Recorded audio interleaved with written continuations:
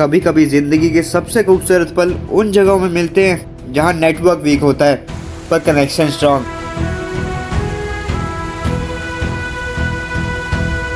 और कभी कभी जिंदगी को स्लो करना पड़ता है खुद को जानने के लिए। तो ये व्लॉग है बरोट का, एक छोटा सा विलेज हिमाचल के दिल में, जहाँ ना ज़्यादा शोर है ना भीड़, बस नेचर और peace. Simple life, clean air, slow mornings और वो वाइब जो कहीं और फील नहीं होती। मैं हूँ Ishaan and this is my chill journey into the heart of Barot. तो चलो थोड़ा स्लो चलते हैं।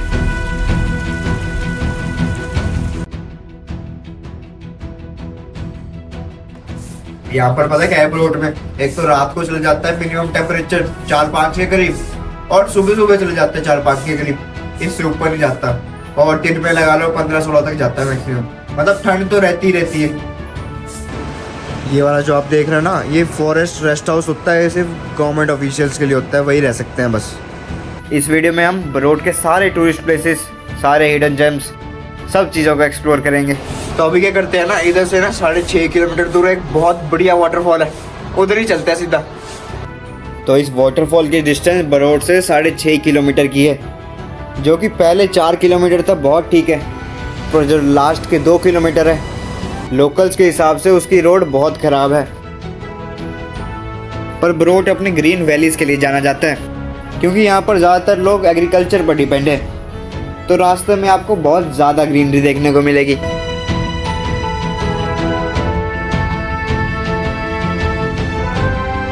लास्ट के 2 किलोमीटर का रास्ता काफ़ी एडवेंचरस है और काफ़ी डेंजरस भी। जो एक्सपीरियंस ड्राइवर है वहीं आए। और ये वाटरफॉल पड़ता है लपास विलेज में, और वाटरफॉल का नाम भी विलेज के नाम से ही है, लपास वाटरफॉल। रास्ते में ना वाटरफॉल जाते हुए देखो, यहाँ पर कैंप साइट बनाई हुई है और रोड है नहीं। वैसे रोड तो बना लो यार। और नीचे से छोटा सा झरना जा रहा है, आपको दिख रहा होगा, वो देखो जी कितना प्यारा लग रहा है ना। और फिर हम फाइनली पहुँचते हैं लपास विलेज में, जहाँ से लपास वाटरफॉल जाने का डाउन ट्रैक शुरू होता है, जो कि सिर्फ 500 मीटर का है। और इस विलेज की कुछ वाइब भी कुछ और थी, वही पुराने हिमाचली टिपिकल घर। और ये वाइब सिर्फ महसूस हो सकती है, दर्शाई नहीं जा सकती।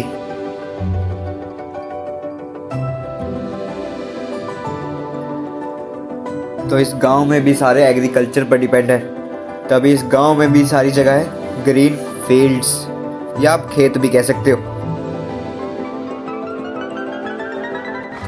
एक भैया मिले, काफ़ी स्वीट से हैं। तो ये भी इधर के लोकल या भैया आप लोकली ये भी लपास वाटरफॉल ही जा रहे हैं। ये हमें बता रहे थे जो सारे खेत है ना, ये सारे क्या बीज रहे हैं, पहाड़ी आलू। देख लो, ऐसा होता है कि ये सारी टेरेस फार्मिंग हो रही है, ये स्टेप्स करके होता है ना पूरा। वाह यार, इधर ग्रीनरी बहुत है। पर इधर एक बात है कि रोड नहीं बनी हुई।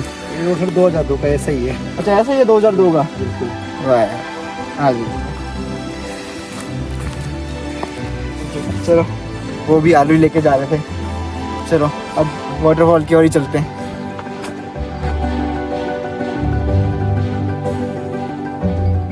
ये 500 मीटर का डाउन ट्रैक हमको अपने आप से जुड़ता है, और फिर हमें दिखता है लपास बॉर्डर की पहली झलक।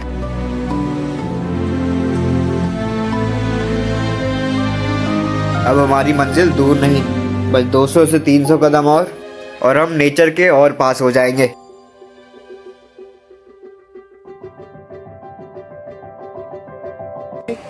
वाटरफॉल सिर्फ उधर रह गया, इधर एक ब्रिज सा बना हुआ है। नज़ारा इधर काफ़ी ग्रीनरी वाला है, पूरी लश ग्रीनरी है भाई इधर। और क्या पानी की आवाज़ आ रही है ना, ज़बरदस्त।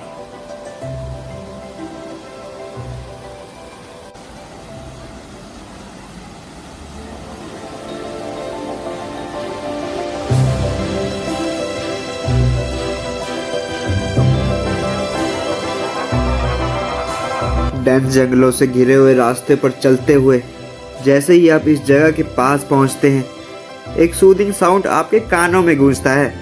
वो है बहते पानी की आवाज़।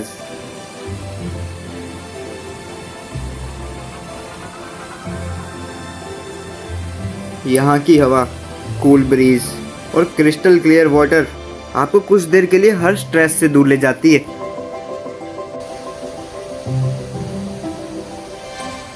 भाई जितना एक्सपेक्टेड था उससे ज़्यादा ही निकला।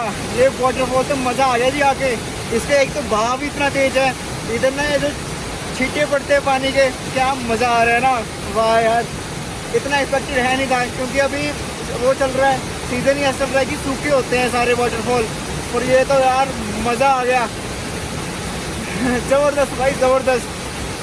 आपको आना चाहिए लपास वाटरफॉल, ज़रूर आओ, मज़ा आ गया इधर तो। वाह यार, मैं तो इधर बैठूंगा अपना। ऐसी जगह हमें याद दिलाती है कि असली लग्जरी साइलेंस में है, हरियाली में है, और उस साउंड में है जो मशीन्स नहीं बल्कि नेचर प्रोड्यूस करती है।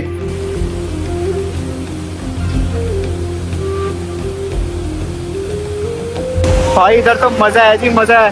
पता है, एक तो ये है इधर कैफेज वगैरह भी हैं, जैसे कुर्सियाँ लगी हुई है ना, तो इधर आप बैठ के भी खा सकते हो। अलग अलग कैफे हैं। हम जो भैया हमें मिले थे ना, वो भी कैफे ओनर ही है, हम उससे खाएंगे। बाकी यार इधर मज़ा है। और इधर टूरिस्ट भी नहीं है ज़्यादा, क्योंकि ऑफ सीजन चल रहा है। वीक डेज में होता है, क्योंकि बरोड जो जाते हैं, बरोड वाले इधर आते जरूर है, जैसे हम आए हैं। बाकी बहुत मज़ेदार है भाई, बहुत मज़ेदार है।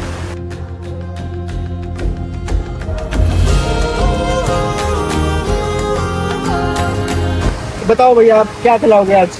यहाँ मिल जाएंगे हमारे पास राजमा चावल, मैगी, ऑमलेट, चाय, कॉफी, पकौड़े, फ्रेंच फ्राई वगैरह, पर चिली चिकन, चिली पनीर सब मिल जाएंगे हमारे पास। चिली चिकन, चिली पनीर भी? चिली पनीर भी मिल जाएगा। अरे देख लो यार, क्या वैरायटी है। और बियर मिल जाएगी, दारू भी मिल जाएगा। मतलब सबका इंतजाम है जी, सबका इंतजाम है।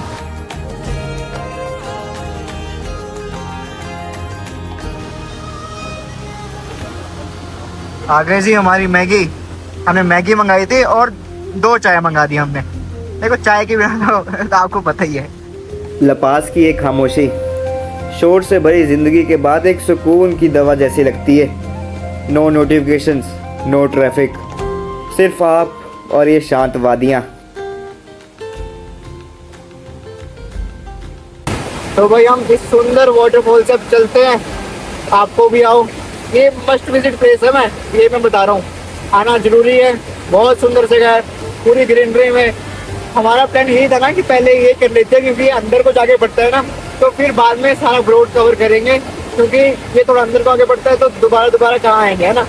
तो बहुत अच्छी जगह, खाना पीना भी है, वाइब भी है, बहुत अच्छा है। अब फिर से ऊपर चढ़ते हैं। अब वही सोच रहा हूँ, फिर से ऊपर जाना पड़ेगा। चलो हम चलते हैं।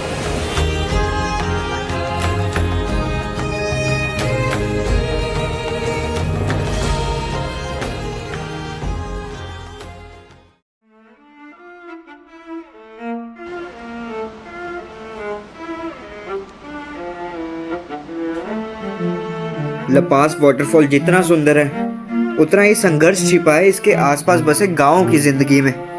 लपास गांव के लोग आज भी पूरी तरह खेती पर निर्भर हैं। एक ऐसा सहारा जो मौसम की मर्जी पर चलता है। जब बारिश वक्त पर होती है तो खेत हरे भरे हो जाते हैं, घरों में रौनक लौट आती है। लेकिन जब मौसम साथ नहीं देता तो जिंदगी रुक सी जाती है। नमस्ते जी अंकल, कैसे हो?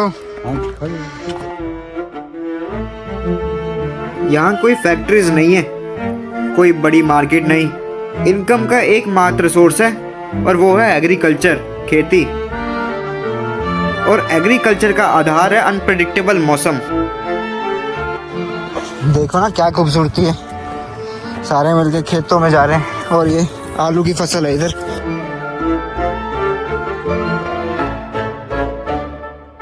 आ गए हम फिर से लपास गांव में।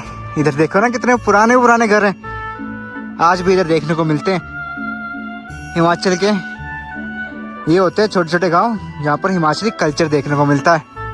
लपास की वादियाँ जितनी शांत हैं, उतनी ही गूंजती है उन मेहनती हाथों की आवाज़ से, जो हर दिन नई उम्मीद बोते हैं मिट्टी में और अपने दिल में। अब जैसे किसी ने गांव में जाना है, एंटर करना है ना, तो मोटरेबल तो है नहीं, बाइक वगैरह भी नहीं जा सकती, गाड़ी तो वैसे ही नहीं जा सकती। तो सीढ़ियाँ ही बनी हुई हैं पूरे सीढ़ियाँ में, पूरे गांव में सीढ़ियाँ फैली हुई है, और इसी से जाओ, ऐसा है। और वो भी गांव वालों ने लगाई हुई हैं सारी। अगर रास्ते भी गांव वालों ने ही बनाए हैं, क्या खूबसूरती है ना, ये सब कुछ ही गाँव वाले ने किया हुआ है। अब हम वापस बरोट की ओर चलते हैं, खुली हरी वादियां देखने और अपना मन शांत करने।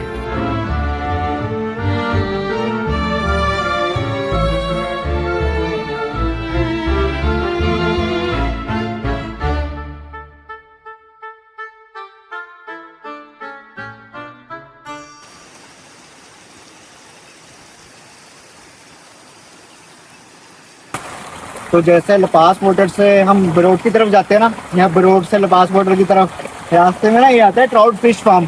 बहुत अलग अलग होते हैं, मतलब सबके अलग अलग है ना। इधर देखो ट्राउट फिशेज होती हैं, कैसे ब्रीडिंग होती है, वैसे वैसे सब कुछ चलता है, उसके बारे में बताते भी हैं। और आप इधर से ट्राउट फिश खरीद भी सकते हो। वैसे इधर तो अभी कोई है नहीं, फ़ोन नंबर दिया हुआ है, ये फ़ोन करके आप पूछ भी सकते हो। ऐसा है, देखो ना, मतलब क्या क्या चल रहा है। बरोट इसलिए भी फेमस है कि इधर ट्राउट फिश फार्म्स है। वाह यार, ये अलग चीज देखने को मिली आज।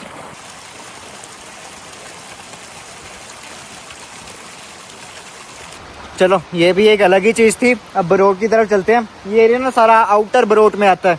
आता तो बरोट में ही है, पर आउटर पड़ जाता है ना, मेन बरोट आगे। तो उधर चलते हैं। एक उधर जगह है, वो भी काफी नेचुरल सी है, वो मैं आपको दिखाता हूँ।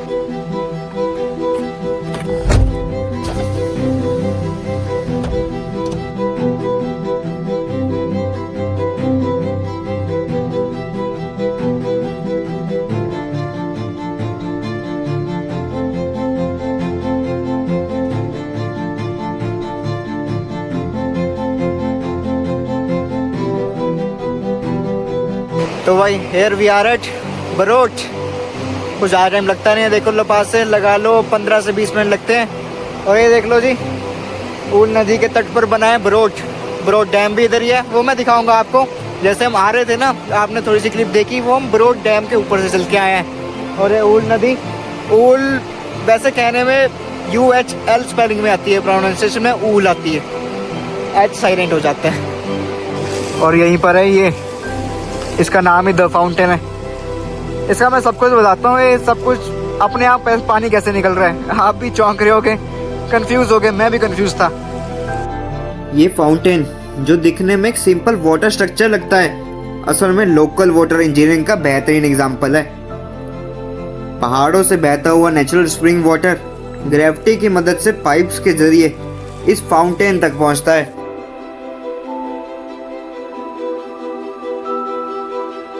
पानी का प्रेशर इतना प्रिसाइज तरीके से मैनेज किया गया है कि बिना किसी मोटर या इलेक्ट्रिसिटी के फाउंटेन लगातार चलता रहता है, और इसे कहते हैं सस्टेनेबल ब्यूटी।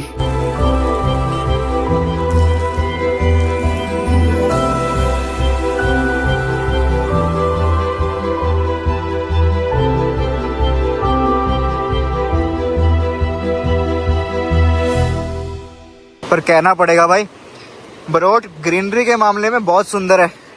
और ये ऊल नदी के तट पर बसा हुआ है, तो और भी सुंदर लगता है। यही खूबसूरती है जी, कभी कम आता है और कभी ज़्यादा। अब कम आया था ना, अब देख लो अब ज़्यादा आ गया। ऐसा है इसका। द फाउंटेन के पास ना एक मंदिर है, एक इधर एक ग्राउंड सा बना हुआ है, मतलब लग रहा है क्योंकि उधर पिच बनी हुई है। तो ठीक है यार, ग्राउंड बना हुआ है, बड़ी वैली सी है, काफ़ी अच्छा है यार। जगह के मामले में तो टॉप क्लास है, नंबर 1 है, नंबर 1। इधर दिल लग सकता है, बहुत दिल लग सकता है। वैसे भी नेचर किसको नहीं पसंद, सबके दिल में नेचर बसती है।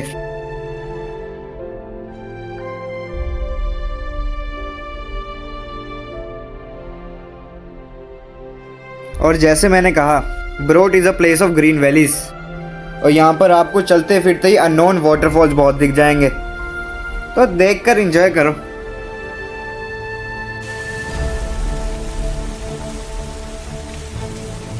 चारों तरफ फैले हुए डेंस पाइन और देवदार के पेड़ मानो आसमान से बातें कर रहे हो। हर एक लीफ में बसता है सुकून, और हर एक झोंका यहाँ की प्योर हवा का एहसास कराता है। तो देखो यहाँ पर मंदिर भी है, मंदिर में भी दर्शन कर सकते हो। एक उधर भी है, ऊपर को जाके है, देव पाशा कोट जी का मंदिर है, उधर भी आप जा सकते हो। मैं आपको दिखाता हूँ अभी। देखो ये ना बेसिकली अपने ग्रेट मीडोज के लिए फेमस है, ग्रीन मीडोज के लिए। जो खुले से एरिया होते हैं ना, जैसे ये था ग्राउंड सा, उसको मेडो ही कहते हैं। द फाउंटेन के पास ही यहाँ से ऊपर जाके देव पाशाकोट जी का मंदिर भी है। आप यहाँ पर भी दर्शन करके जाइएगा आगे।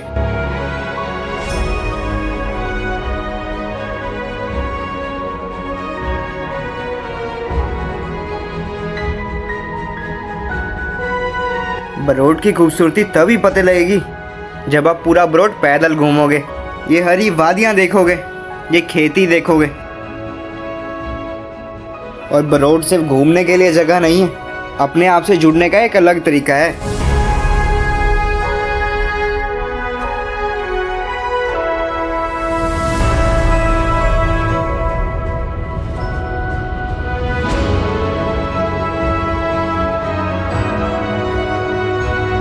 हम बरोड से चलते चलते 1 किलोमीटर पैदल ही बरोड के आगे मुल्तान गांव ही आ गए।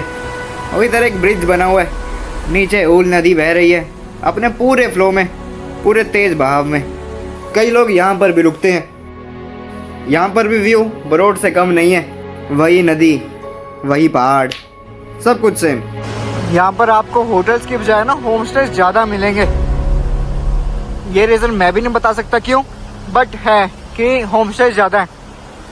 होम स्टे ज़्यादा होते हैं इसलिए क्योंकि वही बंदों ने अपने लिए घर बना लेते हैं, तो उसको एक्स्ट्रा रूम्स बना लेते हैं उसमें से, तो उधर तो रहते ही रहते हैं। अगर चढ़ गया फिर भी ठीक है उनका, जो उन्होंने एक्स्ट्रा रूम्स बनाया है, नहीं तो रह तो रही हैं, क्योंकि खर्चा तो है नहीं कोई।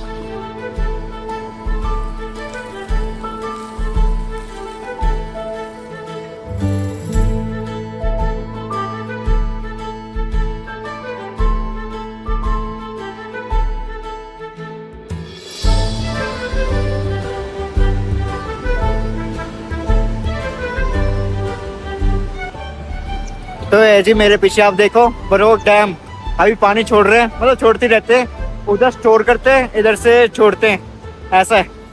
अब इसके बाद ना, इसके आगे जाके ना रिजर्वॉयर्स है, इसके 2 रिजर्वॉयर हैं, रिजर्वॉयर 1, रिजर्वॉयर 2, वो भी देखने चलते हैं अभी। पहले बरोड डैम देखने में काफी सुंदर लगता है।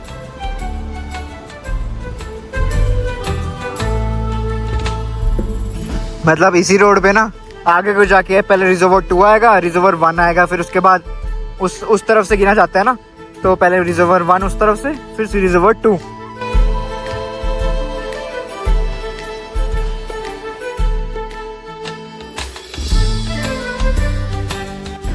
तो ये आ गए भाई हम बरोड डैम का रिजर्वॉयर 2, ये वाला 2 है, जो इसके आगे वो 1 है। रिजर्वॉयर मतलब जहाँ पर पानी स्टोर होता है जी।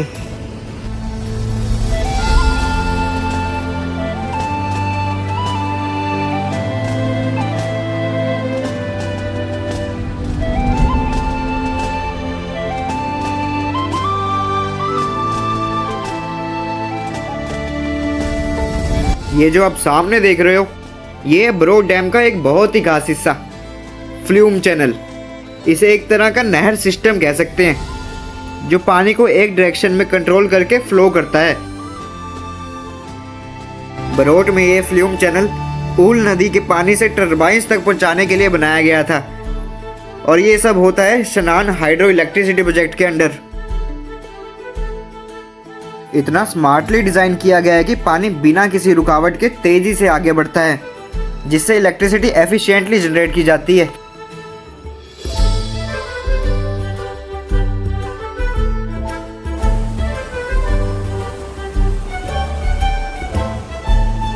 देखो अपना रिजर्वॉयर 2 पीछे चला गया, अब रिजर्वॉयर 1 आएगा, 1 तो और भी बड़ा है। और ये भाई ये चीज़ तो नेक्स्ट लेवल है, देखने में इतनी अच्छी लगती है और यूज भी आ रहा है इलेक्ट्रिसिटी जनरेट करने में।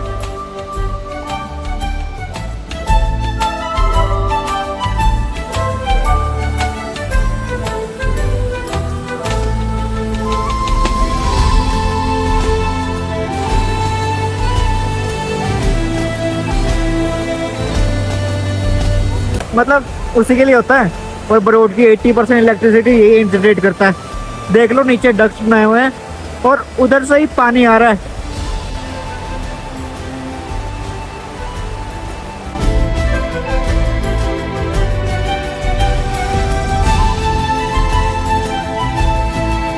हाँ, अभी दूसरे रास्ते से आ गए बार से। यहाँ पर अपनी ऊल नदी, इसमें थोड़ा पानी उस तरफ है, इस तरफ ज़्यादा है नहीं। वही मानसून में तो पूरा ही भाई। और ऑफ कोर्स बरोट नदी के पास बसा हुआ है। यहाँ की कैंपिंग भी बड़ी फेमस है। लोग टेंट लगा के उसके अंदर सो जाते हैं। बताओ।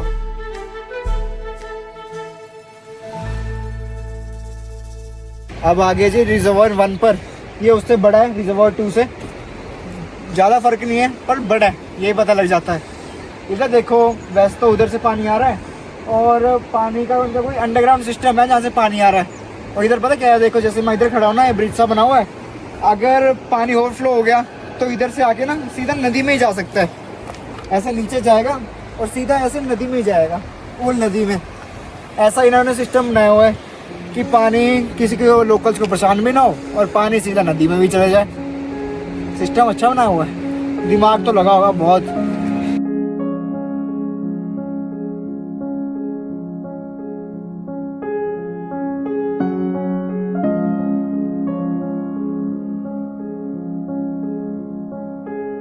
और बरोट बसा हुआ है 2 हिस्सों में, एक राइट एक लेफ्ट, या नॉर्थ या साउथ या ईस्ट या वेस्ट। और उसको बांधे रखा है ये बरोट का डैम। आप ऊपर से कोई भी 2 व्हीलर या 4 व्हीलर भी ले जा सकते हो।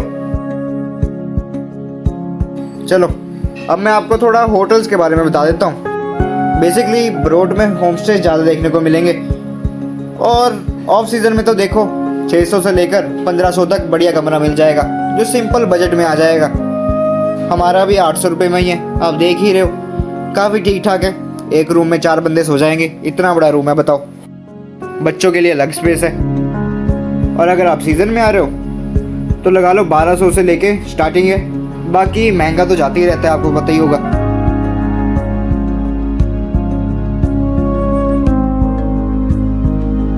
और बरोट के मेन मार्केट बहुत ही पीसफुल है, जो कि रात को देखने में और भी अच्छी लगती है। ये एक टिपिकल विलेज की मार्केट जैसा ही है। 2-3 बड़े बड़े रेस्टोरेंट और ज़्यादातर बरोट में है रिवर साइड कैफ़ेज़। रेस्टोरेंट से ज़्यादा कैफ़ेज़ ज़्यादा हैं बरोट में।